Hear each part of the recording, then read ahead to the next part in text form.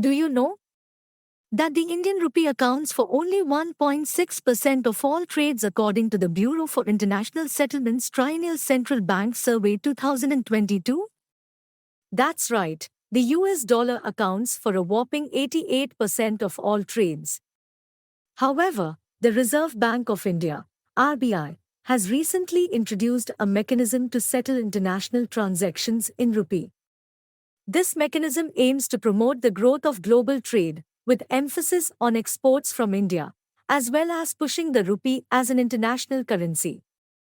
As part of this mechanism, 20 Russian banks have opened Special Rupee Vostro Accounts, SRVA, with partner banks in India for the settlement of payments in rupee for trade between India and Russia. This arrangement will not only enable trade with sanction-hit nations such as Russia but also reduce the net demand for foreign exchange for the settlement of current account-related trade flows. But what is the SRVA arrangement? It's a way for banks to hold accounts in each other's domestic currencies and facilitate international banking services for their clients.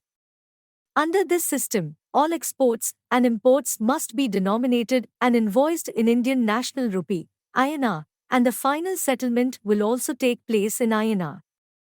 So, how does the SRVA arrangement work? Basically, domestic banks in India hold Vostro accounts for foreign banks in the rupee currency. Domestic banks use these accounts to provide international banking services to their clients who have global banking needs. The SRVA is an additional arrangement to the existing system that uses freely convertible currencies and works as a complementary system. All exports and imports must be denominated and invoiced in Indian National Rupee, and the exchange rate between the currencies of the trading partner countries would be market determined. The final settlement also takes place in INR. The authorized domestic dealer banks are required to open SRVA accounts for correspondent banks of the partner trading country. Domestic importers are required to make payment, in INR, into the SRVA account of the correspondent bank against the invoices for the supply of goods or services from the overseas seller-supplier.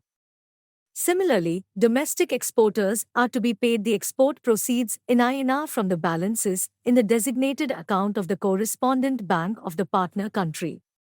Indian exporters may receive advance payment against exports from overseas importers in Indian rupees through the above rupee payment mechanism.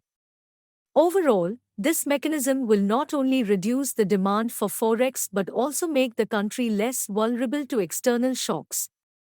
In the long term, it will also promote the rupee as an international currency once the rupee settlement mechanism gains traction. And that's all for today's video. If you found this information useful, don't forget to hit the like button and share it with your friends. And as always, stay tuned for more updates from us.